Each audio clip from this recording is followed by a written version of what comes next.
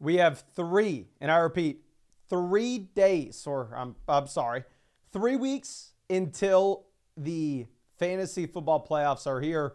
If your playoffs start in week 14, I'm sorry, you're doing it wrong. They should start in week 15. But let's go ahead and let's dive into some of the questions that we have from the live stream today. Blah, blah, blah. You get the deal. Flockfantasy.com. We have team reviews to look at. First team review is going to be one of these free underdog team reviews coming out from Cynics. Says, Superflex Happy BR League. Our weakest positions are wide receivers. We had Godwin and Shaheed both go down. Should we make moves or build that position or ride into the season as is? Also, considering between running back handcuffs or playoff defenses, Bucks, Broncos have strong weeks, 15, 16, 17 matchups between the two. The Bucks actually have the Bucks have a really strong schedule over the next few weeks as well with their defense. And honestly, I 100% agree. This is about the time of year where it does begin to make sense if you wanted to go through and roster two defenses to set up the matchups. Because as you get past week 12, as you get past week 14, a lot of these bye weeks are going to be in the past, and really the depth isn't going to matter nearly as much.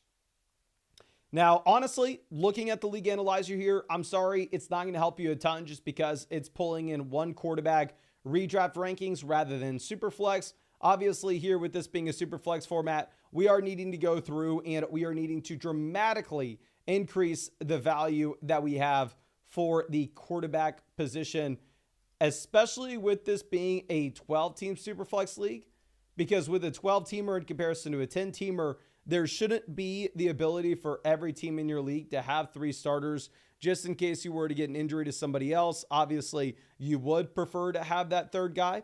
But anyway, looking at the squad, we are probably 8-3 after this week. Obviously, I can't say for certainty, but we were 7-3, and you are in a really good spot when it comes to what we have with Burrow going off, Higgins going off, Jawan Jennings going off. So yeah, I'm sure that we're sitting here at 8-3. Regardless, this is a team that needs to begin to think about the fantasy football playoffs. So I completely understand if you wanted to go through and roster that second defense. And looking at where we stand currently at quarterback, we are in a really good position. I mean, we have 3 guys that we can start, pretty much any given week in either QB1 or that super flex spot. The vast majority of weeks, we should be expecting to play Burrow and CJ Stroud. But obviously, you have the Burrow bye in week 12. You have the CJ Stroud bye in week 14. So it is nice to have that third option here in Jameis Winston, who can definitely be that viable fill-in if need be. And I do expect that CJ Stroud's probably going to be better going into the future than what he has been with the passing volume, considering the fact that we are getting Nico Collins back into this offense, of course. Now, going over to what we have with the running back position. We are currently sitting with Kyren Williams, who should be viewed as a locked and loaded RB1 rest of season. Now, obviously, we have seen the usage trend over to the receivers here in Los Angeles. If you're looking at what we've had in the red zone, we really haven't had too many touchdowns for Kyren Williams since you've had a healthy Cooper Kupp and a healthy Puka Nacua. But still, it's not like you have another running back here in Los Angeles really getting anything. Kyren is still an absolute crusher. Having James Cook here, RB2, very comfortable with it. It's an elite offense. You have a red zone role. You have a receiving role. It is exactly what we are looking for. And then going over to J.K. Dobbins, I am still a little concerned in that if you look at the schedule going into the future for the Los Angeles Chargers, it is going to be a spot where we can assume that they are dogs in a lot of these matchups. Like over the next few weeks, you have them going up against the Ravens, you have them going up against the Chiefs. And at the same time, you have Gus Edwards still with a role here, even if it's not a massive one. So as we look at this team from top to bottom, really there aren't too many needs with it. The only thing that I would say primarily is if you were able to go ahead and if you were able to potentially get a considerable amount of value from selling J.K. Dobbins, I think that would be interesting, where obviously Dobbins just looks so damn good against the Cincinnati Bengals, comes through with the multiple rushing touchdowns this past week. Looking at what we have off the waiver wire, it's not like there are a ton of exciting players. You do have a couple of running backs that are an injury away from being a difference-making option, such as Roschon Johnson here. Going over to receiver, we have Higgins, who should be a locked and loaded must-start wide receiver going into the future as long as he can stay healthy. We have Jaden Reed, who, continues to get there despite not really having the passing volume in his offense, but I'm still 100% good with Jaden Reed as our second receiver. Would be a lot less excited if Reed was our number one guy. And then going over and looking at Juwan Jennings taking off as a very solid flex play.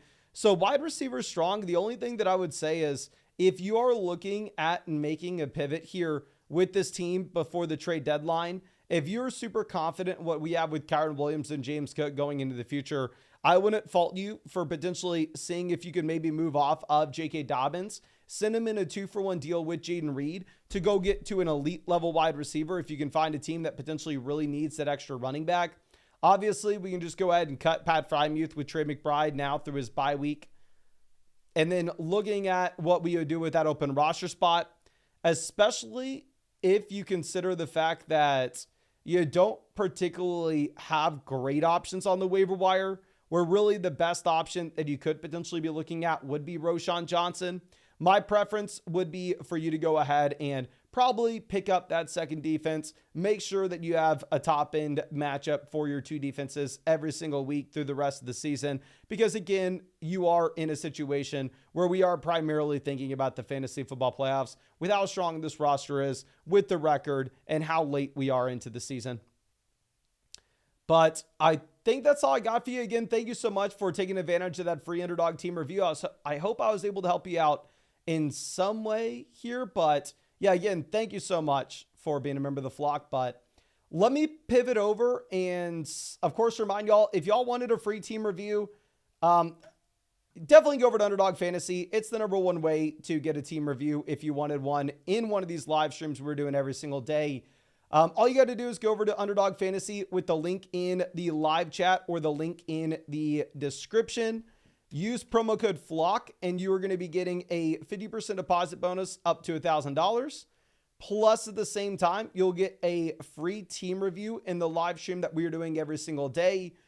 And you'll be getting a free pick over there on Underdog Fantasy as well. The player that you would get a free pick with would be different dependent on the game that you're looking at. The free pick that you'd have today would be higher, lower CJ Stroud, half a total yard. So definitely make sure you take advantage of that. Just set up an account on flockfantasy.com with the same email address as your account on Underdog Fantasy if you're wanting that free team review, and head over to the personalized advice button, and then you can send in your team review there. In the following day after use code FLOCK on Underdog and make that $10 deposit, you should have a free team review voucher. But let me go ahead and mark that complete. And here's what I'm going to do. I'm going to refresh because I think we should have the profile pics back in. And yes, we do. Perfect, perfect, perfect. Our next team review is coming out from Damian. Damian, thank you, my guy. Appreciate you. Going to be excited to check this out. Saying, year one team drafted for a big future, knowing that I'd suck this year. Deadlines on Monday, need advice and moves to make. Never have played Dynasty, so I don't know the value of picks in terms of fair trades with them. And I don't know how I should go about fixing the running back room. Pacheco and Rice on the IR. Thanks for the help. Thank you, my guy. Crazy team name here. EDP is Cupcake. Real quick, I will say, on a rebuilding team in Dynasty, the last thing that you need to be considering right now at 2-8 is positional need. Literally, it could not matter less. What you are focusing in on is one objective and one objective only. How can you get the most value on this team for this offseason? Because when you get to this offseason, you are going to have about 200 days to go through and tinker and make trades with this team. You are going to have 200 days to figure out exactly what you want here and to make moves accordingly. So for you to think, okay, when the 2025 season's not going to be for another like 250 days from this point, that you need to make a play at running back, it's crazy. And if anything, what I want to be doing instead is I want to be selling running backs and I want to go get future picks. General advice for a new Dynasty player with a rebuilding team: future picks are 100% king, because going back to what we were talking about previously, if we are trying to focus in on optimizing for how we can get the most value on this team for this offseason, if you are realistic and you think through the assets that should continue to gain in value, future picks are guaranteed to go up in value. Because right now, half the league's thinking of how they can contend, but this offseason, everybody's going to be thinking about the rookie draft. It's just basic supply and demand. Also, you don't have to worry about free agency. You don't have to worry about any injuries, because say you were to look at, I don't know, let's go Xavier Legette versus a 2025 first round pick, just as an example. Legette, yes, could blow up in the second half of the season here, but Legette could also tear an ACL in week 15, and then all of a sudden, something that wouldn't be possible for a 2025 first round rookie pick goes through and just absolutely tanks the player's value, even going into the offseason. So here on a rebuilding Dynasty team, the last thing that you need to think about is fixing a singular position. What we need to be thinking about is how we can accumulate value for the long term, and we would love to do so by accumulating picks. Another thing with that is the pick value, from what I've seen in terms of mistakes people make engaging it when they're new to Dynasty, it's not linear with how it decreases. It's not like a second round pick is worth 50% of what a first round pick is. It's not like a third round pick is worth 25% what a first round pick is. It's an exponential drop off. A first round pick is worth more than pretty much 6 third round picks and 6 fourth round picks combined. Like, the last thing you should do is go through and offload some of these assets and start trying to stack up third and fourth round rookie picks. No, we are really trying to prioritize getting in as many first round picks as we possibly can. Now, in terms of assets that we would be looking to sell with this team, we are looking to sell players that are unlikely to have the ability to be worth more this offseason than they are today. So we go through and we look at this. Jaden Daniels very easily could be worth more this offseason than he is today. Jordan Love very easily could be worth more this offseason than he is today. We don't need to sell those options in a rebuilding roster. Going over and looking at running back, Isaiah Pacheco could be worth more this offseason than he is today, but you do have to take on some risk when saying that. Running back is very difficult to project out how roles will change over time. You have to dodge free agency. You have to dodge the NFL draft. And you don't just have to dodge a team going out there and taking a running back in round one. You have to dodge them just getting another quality depth piece in and changing what was a feature down role into more so running back by committee. So running backs are always inherently in Dynasty projecting out years into the future, because running backs more than wide receiver is more dictated based off opportunity than it is raw talent. So typically any running back that's not a rookie, if we can get a good price tag, we are looking to sell.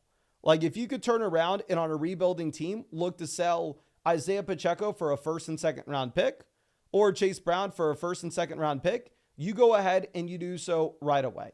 I don't care if you think that maybe you have a hole at running back in the long term. That doesn't freaking matter. We'll address it in the offseason. We'll address it right before this next season. You're going to be good to go.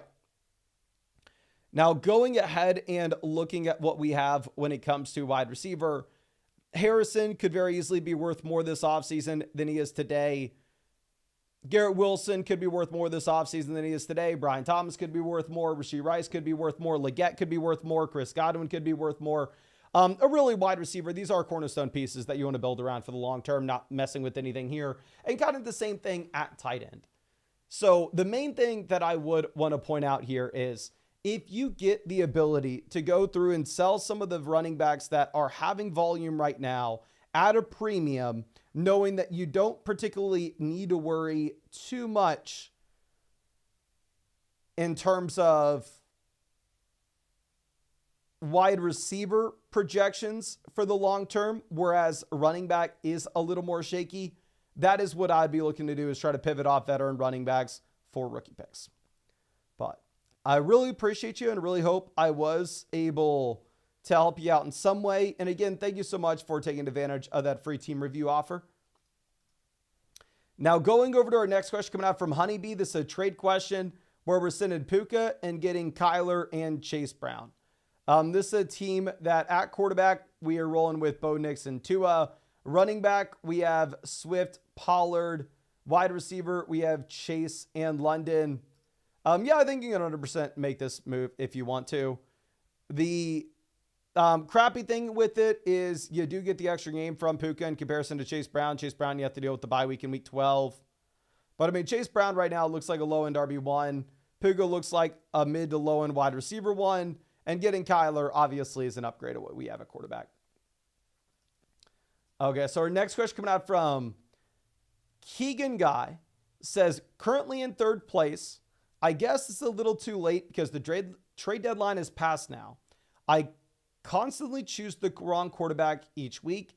Anything you'd suggest from the waiver wire?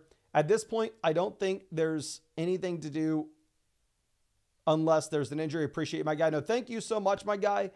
I will say you are the number one team in the league analyzer. So you are in a really comfortable spot with how things stand currently. We are currently in a 10-team, 2 wide receiver, 1 flex format where we're not particularly concerned too much of what we have with depth. And instead, we would prioritize, if possible, having an elite tight end, having an elite quarterback. So definitely sucks that we already passed the trade deadline here because, to be honest with you, I think I would really like to go out there and trade for a top-end quarterback. But we do have Bo Nix. Obviously, Bo Nix has definitely improved, has looked very good as of late. Looking at quarterbacks on the waiver wire, you do maybe have a little more rushing upside with Drake May than you get with Russell Wilson. So if you wanted to pivot over from Russ to May, I wouldn't fault you for that. Going over to running back, there's absolutely nothing we could pivot with on the waiver. I mean, Charbonnet would probably be my favorite pickup, or Tyler Algier, just because obviously you're in a spot in which they are premium handcuff backs where you could start them if the guy were to go down in front of him. Going over to wide receiver, for me, I think at this point, based off how bad the Jacksonville Jaguars look, at least offensively, I personally would prefer having Jackson Smith and Jigba, where obviously JSN blows up 2 games ago, but I was a little hesitant to buy in based off the fact that you had no DK Metcalf. But JSN leads this team in receptions, in targets, in receiving yards, in fantasy points this past week.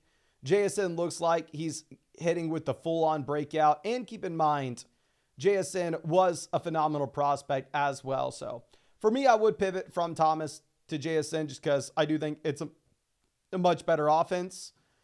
Looking at what we have with tight end off waivers, Kincaid would be an interesting pickup, but the thing is, like, who are you going to drop?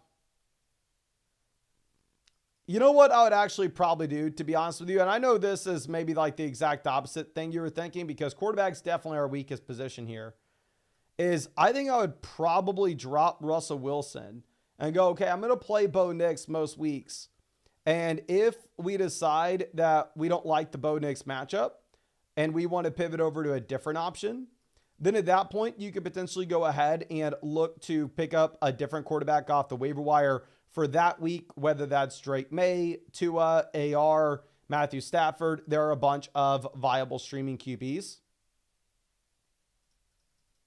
So I think that there are very solid options here, and I actually would not drop Russ to pick up Kincaid and then drop Brian Thomas to pick up JSN. What I'd probably do instead is I'd probably drop Russell Wilson, just pick up Jackson Smith and Jigba. I wish the trade deadline hadn't already passed, because then at that point, I really think you could afford to trade with Bo Nix to go get a QB upgrade. But obviously, if the deadline's passed, there's nothing that we can do on that front. But yeah, JSN is definitely just the highest priority waiver wire pickup that you're going to have here. And I think that you're never really starting Russ over Bo Nix anyway. And if you wanted to make that pivot, then at that point, you could always go to the waiver wire and find another quarterback for that week, because there are a bunch of QBs on waivers as it currently stands. But I think that's all I got for you. Again, thank you, my friend, for being a member of the flock. Really hope I was able to help you out in some way with this.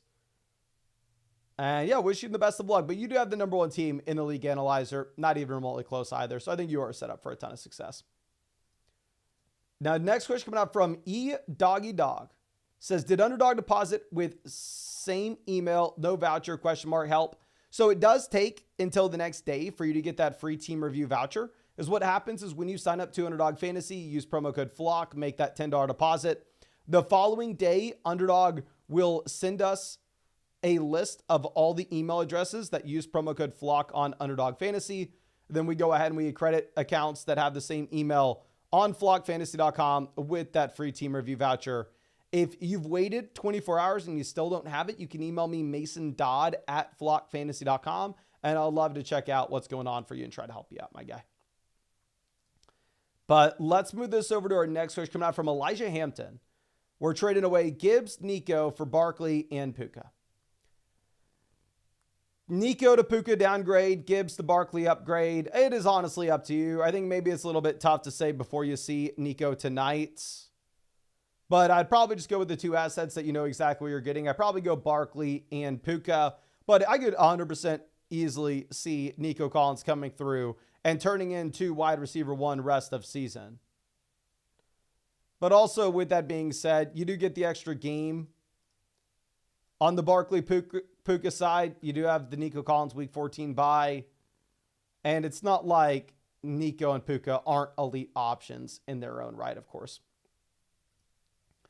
Okay, let's move this over to our next question. Let me refresh this. I got to turn on the fan. It is hot as hell in here. All right. This next question coming out from Jeremy Palma says, I don't know how I'm 5-6 this league. Dear God. I'm telling you right now, looking at the league analyzer, there's really nothing that we're going to be able to do with this team. You're absolutely dominating. But I regret trading Henry for Tyreek. I've had the toughest matchups in my league, and I'm 5-5. Most points for and most points against in the league. A bunch of my league mates with negative records refuse to trade for my bench players because they say the team is stacked. So this is something that I have seen time and time again. If you have the most stacked team in your league by far, which it looks like this team does, it is going to be very difficult for you to get deals done. Like, looking at this team in the league analyzer, we are sitting with significantly more value than anybody else. It is a 10-team, 2 wide receiver, 1 flex format, so the depth isn't really going to matter here. We have an elite quarterback with Daniels. Obviously, Daniels has regressed a bit. He hasn't looked as good as he did earlier in the season. Do I think that Daniels is toast? No. I really hope he does start to run the ball a little bit more, but I still think Daniels is going to be completely fine. Going over to what we have with running back. We are sitting with CMC, Devon Achane, Kenneth Walker. So arguably, we have 3 running back ones with this team. It is going to be extremely difficult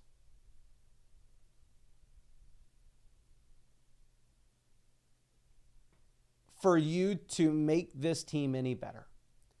We even have the depth with the combination of Ramondre Stevenson and Nick Chubb. Going over to wide receiver, we have 2 locked and loaded wide receiver ones. Obviously, Neighbors has regressed. This has been a very bad offense. But Neighbors is still leading the NFL in targets per game, full BBR format. To have him as your wide receiver 2, I'm very excited. You have Tyreek Hill as your wide receiver 3. Is Tyreek Hill the guy that you drafted him at the top of round 1 to be? Nope. Should you have traded Derrick Henry for him? Nope. But if he's your wide receiver 3, you're in a great spot. We have DeAndre Hopkins, Tank Dell. Going over to tight ends, we are currently sitting with an elite tight end in Trey McBride. You have a phenomenal squad. Realistically speaking, the only thing for you to do is take Ramondre Stevenson and send Ramondre Stevenson with Malik Neighbors to go pivot over to a true elite level wide receiver. Or maybe send Ramondre Stevenson with Jaden Daniels and see if we can go pivot over to a quarterback like Lamar Jackson. Now, another move that I would potentially look to make is if you could maybe pivot off of,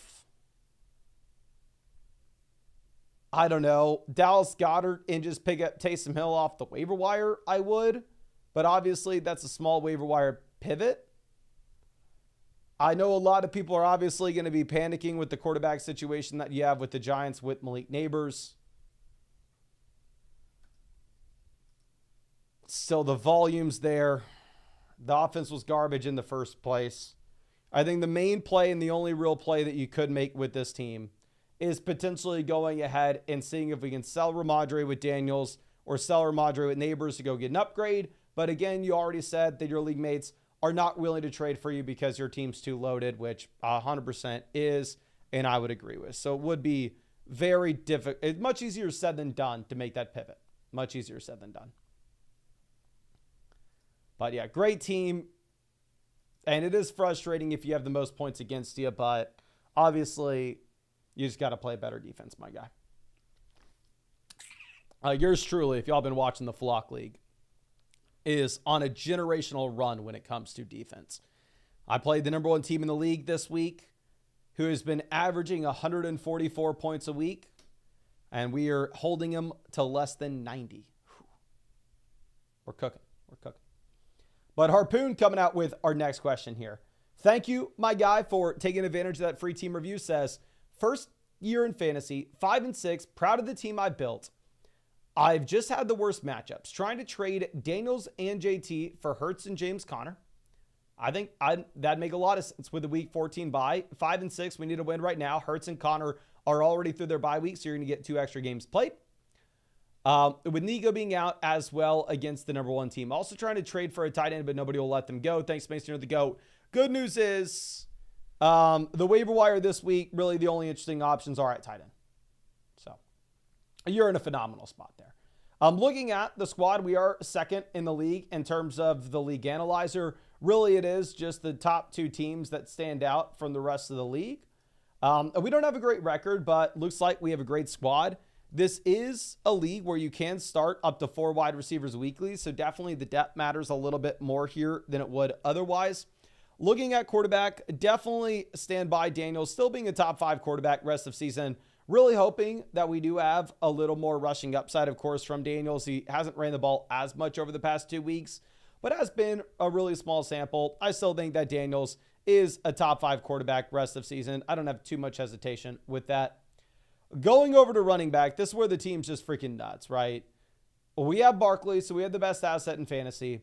We have Kenneth Walker, so arguably another RB1. We have Jonathan Taylor as our 3rd running back. We have Isaiah Pacheco as our 4th running back, and that's even when Pacheco's healthy. We have Hunt and Charbonnet as handcuffs.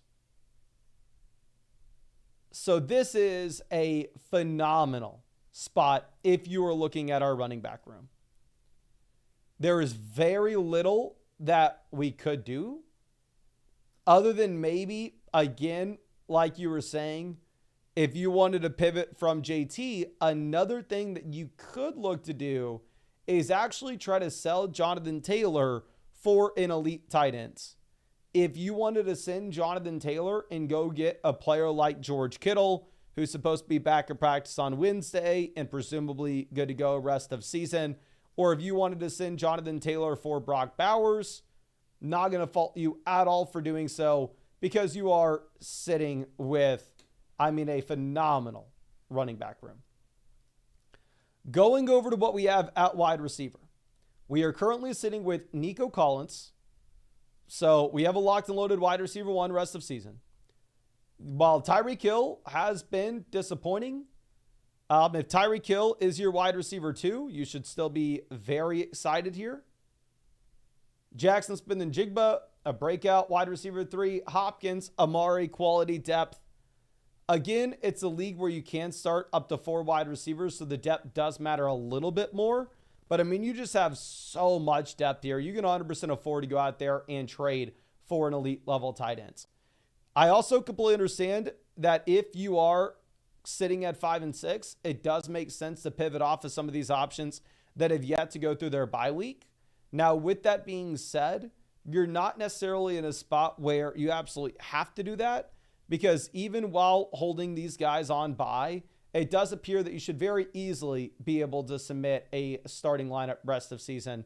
No problem, even with multiple players missing week 14.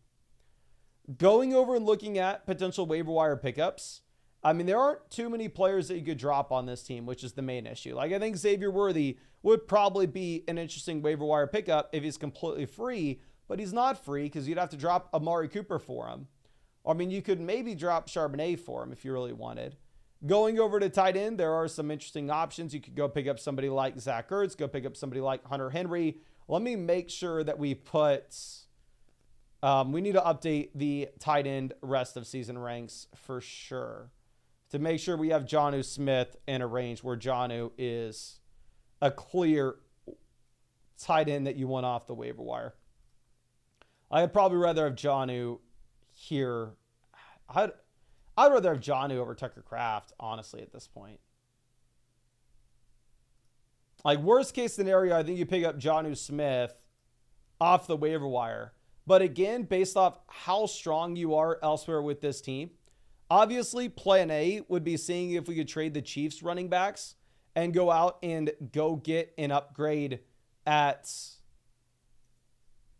tight ends. But if nobody will trade for the combo of Pacheco and Hunt, and instead maybe you wanted to send Jonathan Taylor straight up and go get a player like Brock Bowers, I also think that could very much be a viable move based off how strong you are here at running back and wide receiver.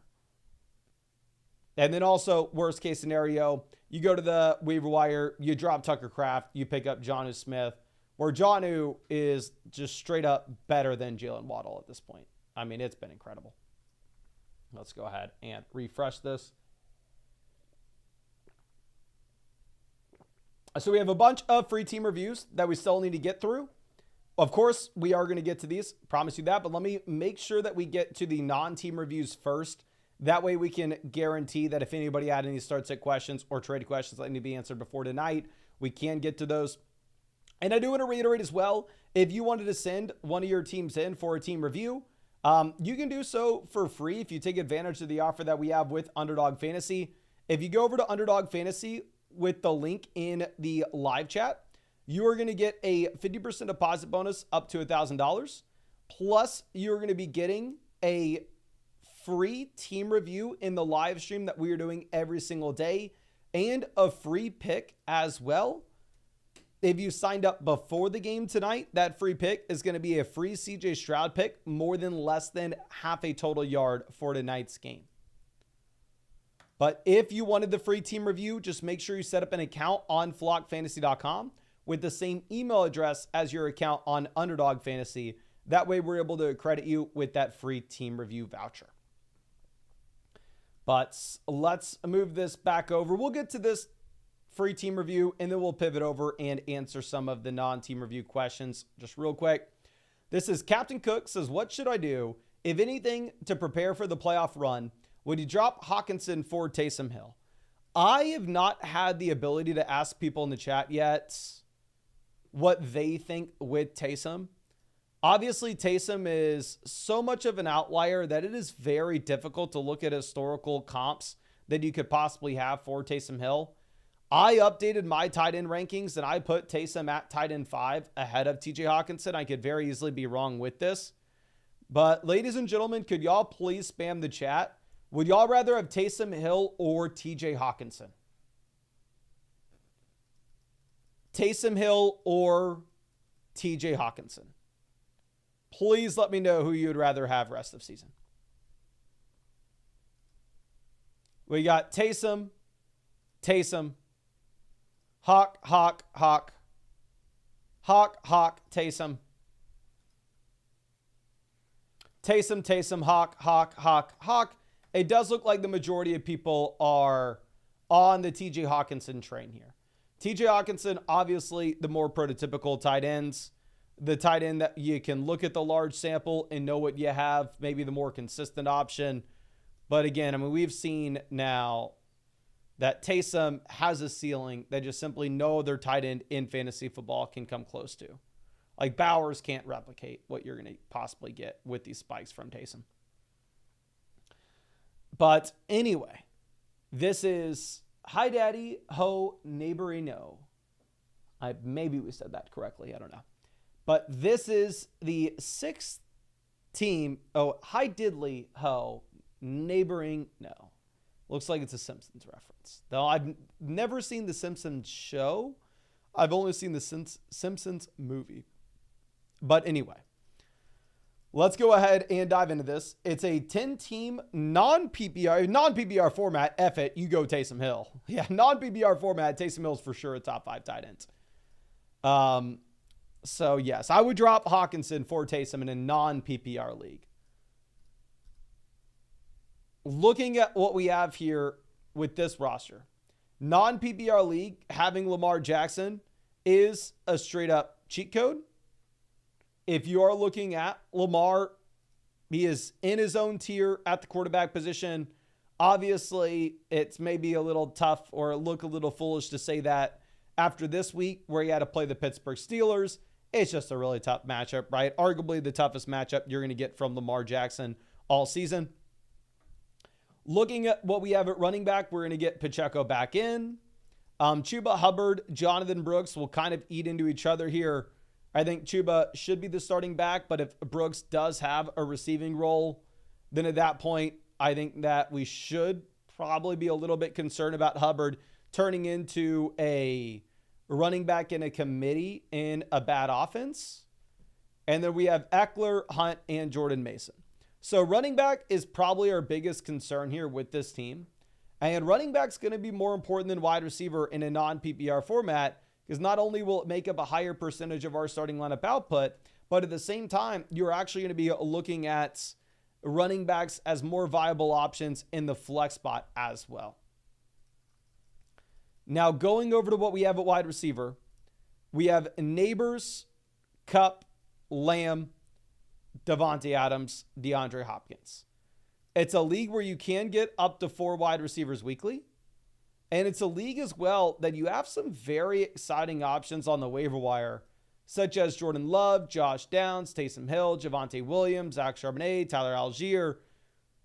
Because you have these great options off waivers, the number one thing that I would love to do is see if we can make a 2-for-1 deal and go get an upgrade at the running back position. Whereas if you were able to go ahead and potentially send DeAndre Hopkins in a package, maybe with a player like Chuba Hubbard, to go get to a running back that you just have no concerns with rest of season that's in a very good offense as well, I think that honestly it would make a ton of sense. Maybe if you wanted to send, say, the combination of Hopkins and Chuba to go get that running back upgrade and then turn around and just pick up a player like Josh Downs for free off the waiver wire, I think we would look to do so. Again, non-PPR format, yes, I would drop TJ Hawkinson in favor of Taysom Hill, but that's just me. But honestly, you actually can't do that because Taysom is on the bye week this week. So if Taysom's on the bye week this week, you need to have Hawkinson regardless here.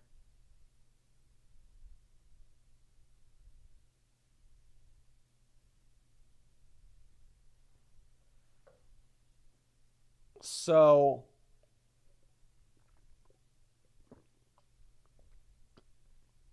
looking at potential pivots that we can make,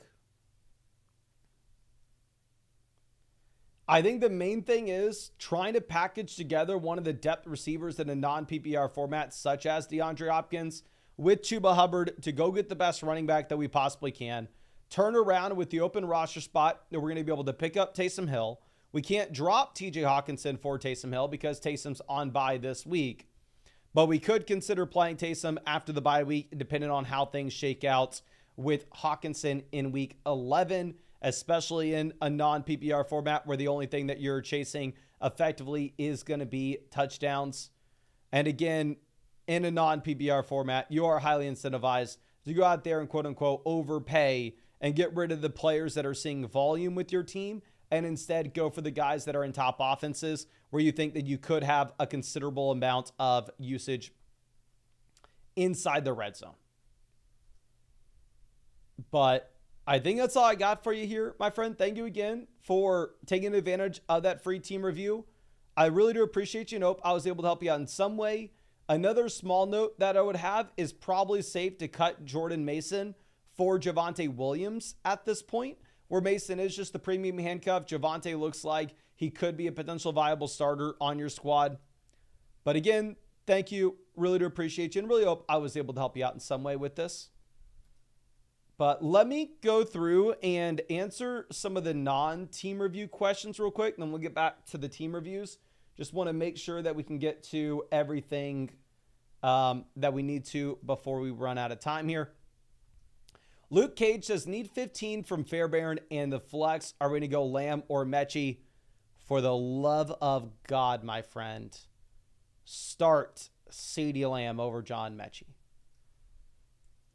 I understand the offense is bad in Dallas, but you are way overthinking it if you were considering playing John Mechie over CeeDee Lamb. And honestly, Fairbairn may just get you there himself with the 15 points. Let's move this over. Shane coming out with a monstrous donation. My guy, thank you so much. Let me hook you up with a free trade question and a free start sit question, just in case there's anything else that you wanted to send my way, my guy. But anyway, this was, I was offered this in a keeper league. I'm 5-6, but still in the hunt for the playoffs. A chance of 15th round keeper. So he wants to send me rounds 1, 5, and 6. In return, I get 3 8s. Would you take this? Okay. Real quick, I have no idea if Shane's in this live stream right now. Shane, if you could let me know how many players you keep in your league, that would be very useful information. Let me just make sure that I understand this 100%. I was offered this in a keeper league. A chance of round 15 keeper. So he wants me to send rounds 1, 5, and 6, and in return, I get 3 8s. Okay. So we are downgrading from Burrow to Tua. We are upgrading from Chase Brown to get to Devon Achane. However, we are having to severely downgrade when it comes to the picks. I think that if we were looking at this trade without the picks involved, I understand the additional value that you get with Achane based off you being able to keep him around 15. While typically it's very difficult to project out running back opportunity and value years in advance, it's a very safe assumption that Achane will be a running back that we are keeping in 2025 in the 15th round. Now, with that being said, it doesn't particularly matter if you're keeping him in the 15th. If you have to pay a round 1 pick, a round 5 pick, and a round 6 pick. If you're having to pay a round 1 pick to get him, you're essentially keeping him in round 1. It doesn't exactly matter if you get a cheap keeper cost on it. So for me, there's no way you can do this. I think you have to hold on to Chase Brown. Chase Brown himself looks like a running back 1 at this point. Now, again, it is very difficult to project running back opportunity years in advance. So it's tough for me to come through and say 1 for 1. Yes, 100%. You want to go ahead and you want to try to, I don't know, maybe pencil in Chase Brown as a keeper in 2025. It's a possibility based on what the Cincinnati Bengals do this offseason. but it's not a guarantee. But still, in terms of what we have right now, you're downgrading a quarterback. Chase Brown at the same time is not just a dud running back. He looks like, a bell cow back in one of the league's best offenses at the moment. So I think you hold on to Chase Brown. You hold on to Joe Burrow. And yeah, I'm sorry. I understand the appeal of getting Achane in the 15th. Achane is a keeper in the 15th, but it just simply doesn't matter if you're having to pay those rookie picks to get the deal done. But I did hook you up with a free start sit question and a free trade question as well. So if you had anything else, please don't hesitate to send it over my direction. But a myth coming out, always happy to see us, says, different version, what are you thinking? Peep the team and let me know. So Bucky to Travis Etienne, lateral move up to you. Doesn't matter. Like they're kind of irrelevant in this deal. We are downgrading from St. Brown to Jalen Hurts to upgrade from Bo Nix to George Pickens. To be honest with you, I'll look at the team and pretend that, the team has a big time impact on what we decide to do here. But in reality, it doesn't. In reality, you're trading a quarterback for a quarterback, running back for a running back, wide receiver for a wide receiver. Like, your team is not particularly going to impact what side you want on this. Can y'all please spam the chat? Would you rather have Amon-Ra St. Brown, Bo Nix, and Bucky Irving, or Jalen Hurts, George Pickens, and Travis Etienne? For me, I probably go with the best player. I probably go with Amon-Ra St. Brown. I completely understand you wanting to make this pivot, but Travis Etienne's is useless. Bo Nix looks like he's a tier ahead of the streaming quarterbacks at this point. St. Brown's the alpha and the best offense in the league. We got Bo Nix. Everybody's on the Bo Nix side as well. So yeah, I think you have to go to the Bo Nix side. Now, C-Myth coming out with the trade question says 6-5. Don't know if this is too much, but I need a running back. Kareem Hunt is maybe useless starting this week. We just don't know. Deebo Samuel to James Conner. Give me James Conner. I'm fine with making this move. Obviously, it's very dependent on the injury with Pacheco. Like, there's a chance Pacheco's back this week. There's a chance that Pacheco maybe misses another 2. Honestly, if Pacheco misses another 2, I think I'd probably rather have the Kareem Hunt side, especially knowing that Hunt could be better than James Conner this week. They're playing the Carolina Panthers. But long-term, James Conner is the best playoff schedule you're going to find in fantasy. Tommy coming out with this question says, hey, Mason, I'm about to be 7-4. My running backs after this trade would be Montgomery and Pacheco, and my receivers would be London, St. Brown, T, and Olave. So we are a team that definitely needs to prioritize what we are going to have in the fantasy football playoffs here. And obviously, if you're looking at somebody like Pacheco, Pacheco's more interesting in that, with that context. But going from Mixon to Drake London is a downgrade. Jacobs to Isaiah Pacheco is probably a downgrade as well. But we're essentially going to be getting Trey McBride for free by doing it. The team at running back would be worse off. Wide receiver, you're already loaded with St. Brown and T. Higgins.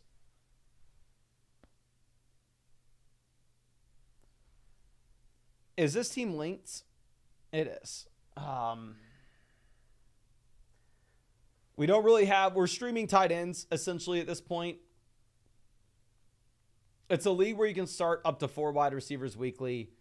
Because it's a little bit of a deeper league, I think you can go ahead and take the London, McBride, Pacheco side, especially because you are a playoff team where obviously Pacheco could be viable for that playoff stretch. My only hesitation with it is I definitely think you're giving up the best player in the deal. There's a non-0% chance you're giving up the best 2 players. But here in a deeper league, picking up the additional starter could be a win for you when we don't have a tight end right now and when you have enough running back production to get by. But what I would do, to be completely honest with you, is I would sit with this in my inbox and I'd wait to try to get some practice reports from Isaiah Pacheco. Because if there is a non-0% chance that things trend in the way where Pacheco misses this week. And if that's going to be the case, you will put yourself in a very compromising position. Now, Ivan coming out with our next question says, need Mixon to outscore Lamb by 6.5 points tonight. What are your thoughts? I think Mixon outscores Lamb by 6.5. I mean, I think you just go ahead and look at the underdog projections that you have, to be honest. I mean, right now you have Joe Mixon higher, lower 17.35 fantasy points. You have CeeDee Lamb higher, lower 11.55 fantasy points. So it's right there. Obviously, Mixon's in the better offense. Mixon's going to get 20-plus touches. They should probably be able to run the ball consistently here against Dallas. Like, there'd be no reason not to. So, I think you have a good shot, my guy. Now, next question coming out from Sanchez, who is saying, wide receivers are St. Brown, Tyree. Running backs, we have Mixon, Connor, and the flex, we have DK and Jennings. Pacheco's the best player in the deal, and Travis Etienne looks useless. So, yeah, just go ahead and get Pacheco. Again, if you are trading for Pacheco, I would really like to just wait a little bit of time and see if we can get some confirmation with the practice reports tomorrow. So, if you can literally just tell the owner, yeah, I'll do it, and then just maybe don't look at the app for 24 hours until you know what's going on with Pacheco, I think that'd be useful, and then back out if Pacheco doesn't practice or gets a bad report. But Nick Sava, always happy to see you, my guy. Let me go ahead and hook you up with a free trade question just in case there's a counter that you want to send in.